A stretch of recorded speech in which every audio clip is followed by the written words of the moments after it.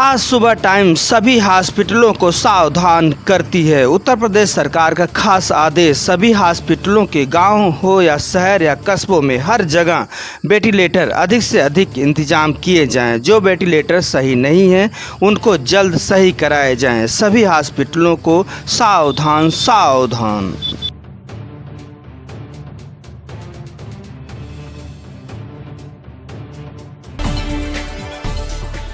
नमस्कार, मैं हूं लालचंद सोनी। आज सुबह टाइम्स में आप सभी का स्वागत है। कोरोना की इस समस्या से डरे नहीं, इसका मुकाबला करें, सावधान रहें, सतर्क रहें। और आपको बता दें कि सावधानी ज़रूर बरतें। जैसा कि आप जानते हैं कि हम सब पिछले 2020 से ही परेशानी का जो सबक मिला है वह आज भी मानव की जीवन अंधकार में बना दिया है। आज घरेलू अर्थव्यवस्था एकदम डामाडोल है और सभी के देशवासियों से बताना चाहता हूं कि कोरोना की दूसरी लहर के लिए सभी लोग सावधान रहें। पहले की तरह जागरूक सतर्कता के साथ आगे बढ़ते रहें और अपना अति आवश्यक काम हो तभी आप घर से बाहर निकलें। आप अपनी सावधानी खुद बरतें और मुंह में मास्क लगाकर चलें, हाथों को सैनिटाइज करें और आप जो है दूरी बनाए रखें। सभी लोग एक दूसरे व्यक्ति को जागरूक करते रहें, इससे हम सभी का ही फ़ायदा है। काफ़ी सतर्कता रहना है और किसी तरह की लापरवाही नहीं बरतनी है। सभी का जीवन अनमोल है, सबको लेकर एक साथ चलना है। समय समय पर सतर्कता के साथ आर्थिक विकास भी बढ़ाना है और अपना जीवन भी सुरक्षित रखना है। सबका सहयोग ही इस कोरोना से जीता जा सकता है। कोरोना से सावधान रहें। आइए दिखाते हैं, राजेश गुप्ता जी रिटायर्ड फौजी हैं और आप तक जरूर संदेश पहुंचाते हैं। एक रिपोर्ट आप देखिए राजेश गुप्ता जी से। सावधान, होशियार। आप लोग को पता है कि अभी जब कोरोना की दूसरी लहर चल रही थी तो उसमें बहुत सी ऐसी घटनाएं हुई हैं जिसमें किसी फैमिली में तो पेरेंट्स, माता पिता दोनों ही चल बसे हैं और केवल बच्चे रह गए। ऐसे बच्चे रह गए जिनकी देखभाल करने के लिए भी कोई ना कोई एक ज़रूरत की चीज़ होनी है, चाहिए। उसको देखने के लिए कोई ना कोई ऐसा व्यक्ति होना चाहिए जो इन बच्चों की देखभाल कर सके। इन बिना गार्जियन के जो ये बच्चे हैं, इन बच्चों को देखभाल करने के लिए भारत सरकार, राज्य सरकार बहुत सारे कार्य कर रही है और इस कार्य के लिए हम उनके बहुत ही आभारी हैं कि वो इस तरफ ध्यान देकर बहुत सारी नई नई स्कीमें लाकर उनके भविष्य के लिए बहुत ही जागरूक होकर कार्य कर रहे हैं। फिर भी हमारे साइबर क्राइम के ठग इसमें भी पैसा कमाने में लगे हुए हैं और ऐसे ऐसे मैसेज भेज रहे हैं जो आपको ठगने के लिए एक तरह से भावनाओं में लेकर आपको जो है किसी न किसी माध्यम से उसमें जो है जोड़ लेते हैं और उस भावना में जुड़कर लोगों का पैसा चला जाता है। आपने देखा होगा कि कभी कभी फ़ोन में मैसेज आता है कि ऐसे ऐसे बच्चे अनाथ हो गए हैं, जिनको कोई लेना चाहे तो जो है इस फ़ोन नंबर पर बात करें। अब लोग जो है भाव में आकर, भावना में आकर उस फ़ोन नंबर पर रिंग करते हैं, घंटी जाती है, फ़ोन नहीं उठता। 5, 10, 15, 20 मिनट बाद या थोड़े समय बाद उधर से फ़ोन आता है कोई दूसरे नंबर से, क्या आपने कोई फ़ोन किया था इसके बारे में? बोले हाँ।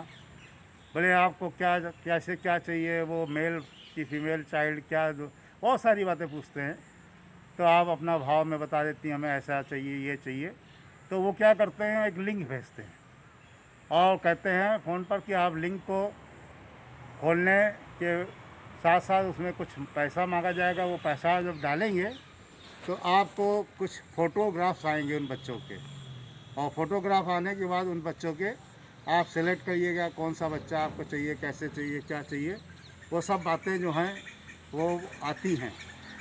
तो वो जब सब बातें उसमें लिख के आती तो आपने जो है जैसे ही लिंक खोला और आपने अपना कुछ पैसा डाला बस वहीं से आपका काम शुरू हो गया, ठगी शुरू हो गई और आपका जो है सारा डिटेल उनके पास पहुंच गया। जो जो इन्फॉर्मेशन, जो पासवर्ड या जो OTP, जो भी इंफॉर्मेशन मांगी वो आपने भर दी, वो चली गई उनके पास। अब आपके साथ पैसा की ठगी हो गई।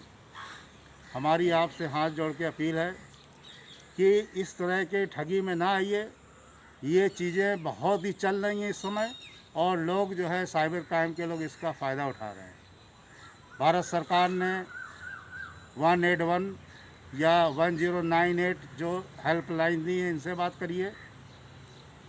हमारे हर ज़िला में इन बच्चों की निगरानी की टीम बनाई गई है, उनसे बात करिए। ज़िला प्रशासन से बात करिए। इतना अनभिज्ञ होकर ना रहिए कि आप इस तरह की भावनाओं में ऑनलाइन सिस्टम से आपका पैसा चला जाए।